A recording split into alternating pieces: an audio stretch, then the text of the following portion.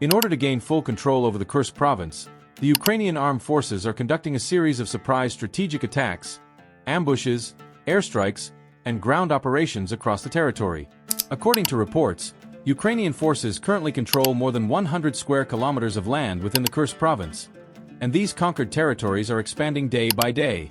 The Ukrainian armed forces successfully executed a strategic operation with the objective of completely expelling Russian soldiers from Kursk.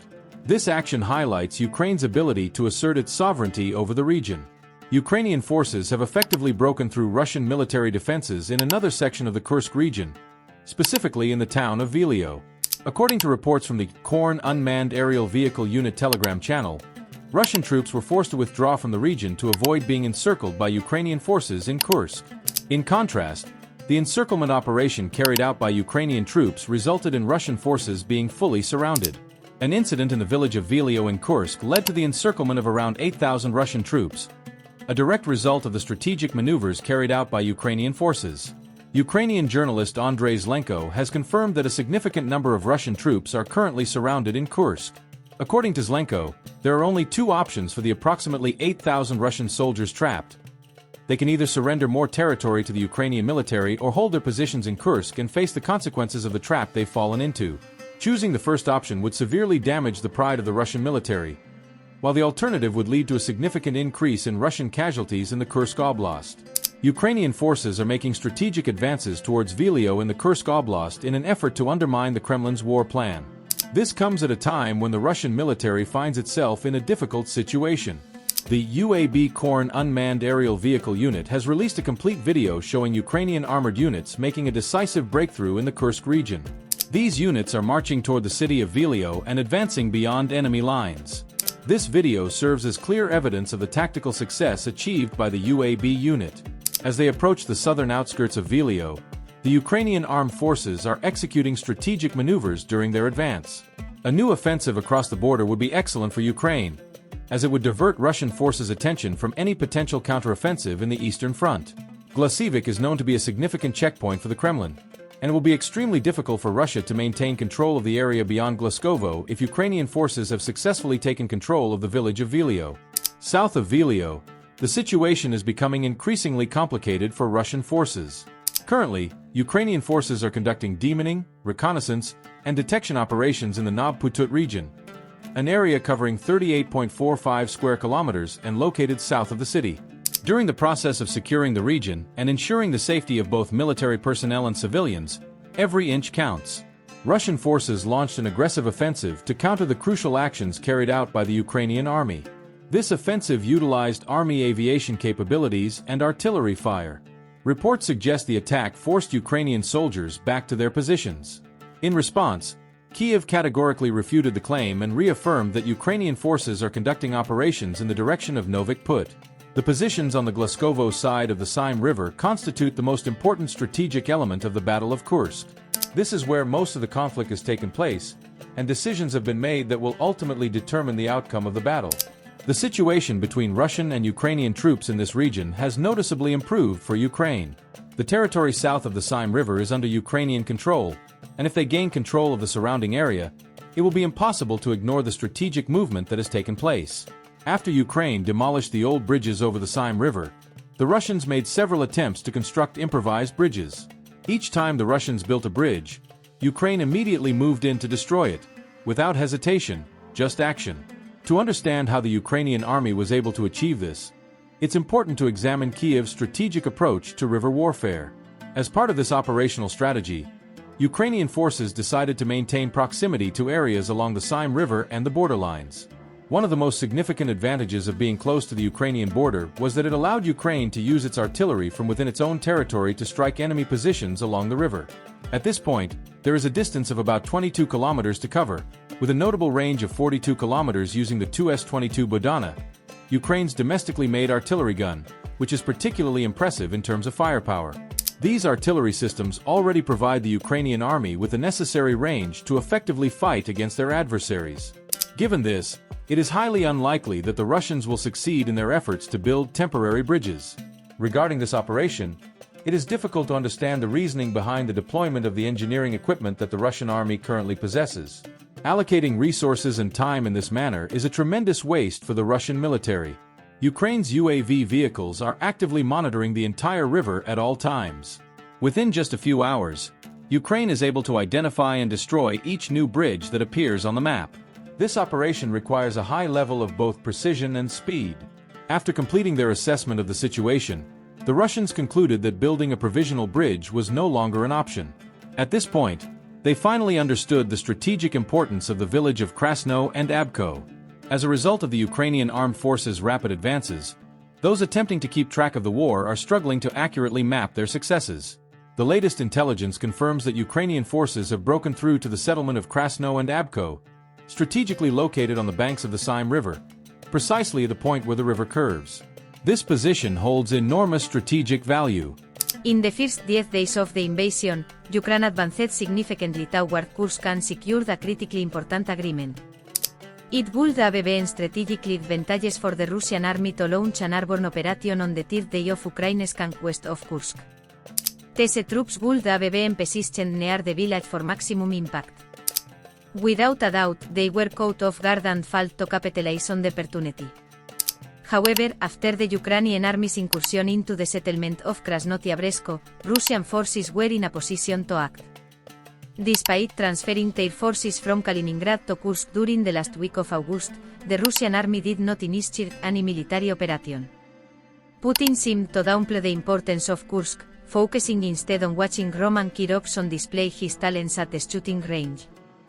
Almost a month has passed since the Russians began their efforts to retake this small settlement, and they are inching closer. Currently, Russian forces have entered the settlement, leading to a serious conflict between Russian and Ukrainian forces. A month ago the city was considered strategically valuable. However, the reality is that it has lost that importance. After the successful capture of the settlement, Ukraine launched a decisive action that exemplifies its commitment and strategic preparedness. Krasnoyarsk has been effectively defended by Ukrainian forces, who have taken control of positions to the north and south of the village. It seems unlikely that the Russians will be able to access the region south of the Same River, even if they manage to recapture the village of Krasnoyarsk. To advance towards the settlement of Komarov, Russian forces have planned an offensive, but this might not be enough. They need to push beyond Komarov and break through Ukrainian defenses along the entire front. Gaining supremacy over the red sector is a priority for Russia, with a particular focus on Komarov. But let's imagine the Russians succeed. The question remains, how long will Putin's army be able to maintain control of this territory? Could they provide an estimate of how many battalions will be needed to force the Ukrainians out of the region?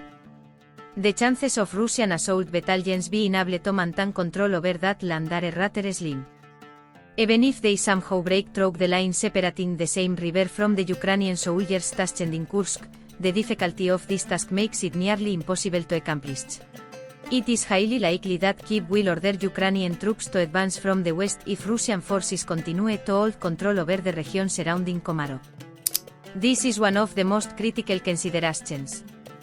As a result, Russian forces are positioned with the Same River at their backs, flanked by Ukrainian infantry on both sides, and dependent on an extremely narrow supply route. On the battlefield in Ukraine, this particular region stands out as one of the most dangerous and potentially deadly zones. Given this, it is very unlikely that Russian forces will succeed in applying this conceivable approach. Military strategists have suggested that a decisive counteroffensive to capture the settlement of Krasnoyarsk might have been successful in the past. By mid-August, however, the window of opportunity had closed, and Russia no longer has the capacity to pursue that alternative. At this moment, Ukraine is tactically deploying its forces on the outskirts of Kursk, thus preparing the ground for a well-planned ambush against the Russians. Keeping the region south of the Same River exposed is a deliberate strategy employed by Ukrainian forces to practically draw the attention of the Russian forces. This is a significant mistake on the part of the Russians. Even if they were to fully take control of the settlement of Krasnoyarsk and the surrounding lands, the outcome would not be much different than if they hadn't. There is a possibility that Ukrainian forces might consider a tactical withdrawal from the city, which would allow the Russians to take control. It is becoming increasingly clear that the Ukrainian army will be in a position to benefit from the current scenario in the region. Without a doubt, the advantage Ukraine has gained in Kursk will have repercussions for Russia's leadership, extending beyond the battlefield and into the political sphere. Vladimir Putin, the leader of the Kremlin, is currently going through a difficult time as he tries to mitigate the impact of Ukraine's offensive operations in Kursk and Rashche. A dense fog hangs over the Russian people and its territory, covering it with a heavy veil of doubts. Putin has become the target of attention from various persistent figures, both in the public sphere and within his own administration. As a result, the Russian leader is bearing the brunt of the criticism. Putin's grip on power has significantly weakened due to the evacuation of around 180,000 people from Kursk, as well as the control the Ukrainian army has gained over several communities in the region. These advances toward Bryansk and Belgorod have increased the pressure on Putin, exacerbating the challenges he currently faces. There is cause for concern in Belarus, as well as in Rashche, over the situation developing on the Bryansk side. Since the beginning of the conflict, Belgorod has been the target of relentless strikes and remains a hotspot. The outlook is not optimistic. According to reports, tens of thousands of Russians have evacuated the region. Those who have managed to flee the area believe that the Ukrainian forces' advance could extend from Kursk all the way to Moscow. There is a possibility that Rashche could face a long-anticipated challenge in the coming days, one that might strike directly at the heart of Moscow. In the context of this scenario, the Russians risk losing Kursk, and the situation in the capital could spiral out of control quickly. It is important to pay attention to a particular aspect of the development of the special operation Ukraine has been conducting. First, let's get to the bottom of the issue. Recent findings have shown that certain classified documents were made public in Western media after the Ukrainian army had established itself in the Kursk region within the Russian Federation. These documents reveal that the Russian military was aware of the potential danger posed by Ukrainian forces in this region even before it was discovered. We might be witnessing a major event in the Kursk region, particularly in the Suski area, which is now under the operational control of Ukrainian forces. In light of the current understanding of the situation, one must wonder, why aren't the Russians increasing the number of troops stationed in the Kursk region or bolstering their presence in the Suski area?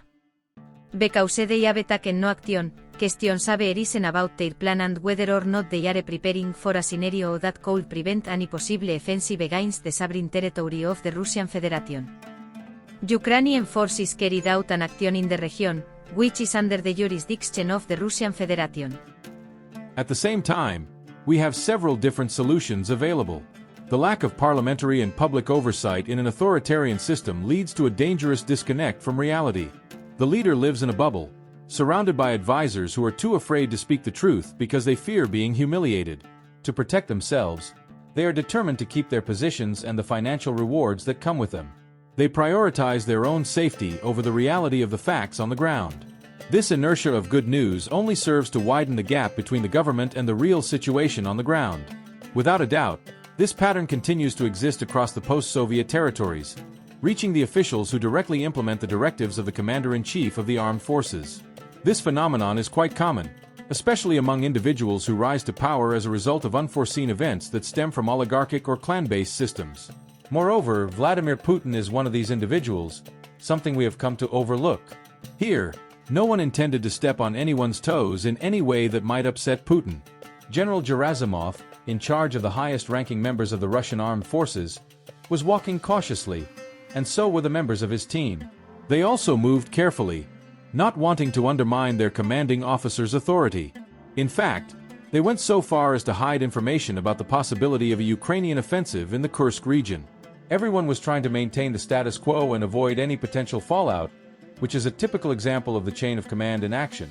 Despite the fact that the Russians were aware of the situation, though they may not have understood the details of the attack, they were indeed capable of following the preparations. The troop movements and operational landscape around Kurina in the Ukrainian Sumy region highlight the complexity of the battlefield and the ongoing tactical operations being carried out. This information is very important. Intelligence, meanwhile, managed to reach Vladimir Putin at the least opportune moment, just as Ukrainian forces were beginning an offensive in this Russian-held area. This not only caught Putin by surprise, but also the officers stationed in the Kursk region. Due to the structure of the Russian armed forces not having enough additional troops, the Russians are unable to respond to military communications in the Kursk region. This is another significant factor contributing to the Russians' inability to respond at the moment. The main goal of the Russian army now is to establish authority over the territory in the Donetsk region, the task Vladimir Putin assigned to his forces when he launched the so-called special military operation in Ukraine. Unfortunately, we seem to have forgotten this. Let's recall that the start of the special operation was directly related to Putin's strategic move to recognize the so-called independence of the Donetsk and Luhansk People's Republics, which was a construct designed by the Kremlin. This is an extremely important point to keep in mind. Following the legal annexation of the Ukrainian territories declared as People's Republics by the Russian Federation, the titles of these regions, created by the administration of President Putin, are now enshrined in the Russian Federation's constitution. In February 2022, Vladimir Putin took a bold step by officially recognizing these so-called governments within their administrative borders. More specifically, he recognized the territories of Donetsk and Luhansk. This declaration was a turning point for his military ambitions, highlighting that the mission extended beyond overthrowing the Kiev government or sending soldiers to the capital. Consequently, attention shifted to providing aid to these newly independent territories to restore their territorial integrity, which became an essential mission for the forces on the ground. At this point, 2.5 years after Putin's campaign began, it is more than evident that every day the Russian military fails to gain full control of Ukraine's Donetsk region is a serious cause for embarrassment for the Russian army. There is much at stake, and the pressure is mounting. In his conversations with General Valery Gerasimov, chief of the General Staff of the Armed Forces of the Russian Federation, Vladimir Putin continues to emphasize the importance of this point. The frequent warnings have clearly reached their limit, and it is evident that the general himself is reaching his limit.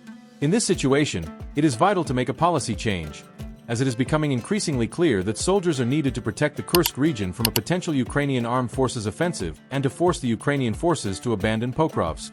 There is no doubt that by the end of 2024, the command of Russian forces will prioritize the Donetsk front over the Kursk front, even if the entire Donetsk region is under control. This highlights the fact that despite the Ukrainian forces making their presence felt in Kursk, the Russian military leadership took a considerable amount of time to establish a force capable of pushing the Ukrainian troops back beyond Russia's sovereign borders. Ultimately, this allowed Ukraine to take advantage of the situation. There is a significant risk that the Ukrainian army will establish a foothold in the region and engage in combat within the Kursk region of the Russian Federation. This presents a tremendous task for the Russian military. I want to emphasize this point once again.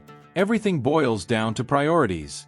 On one hand, there is the difficulty of delivering adverse reports to the leadership, which has the potential to sour communication channels between Putin and Gerasimov.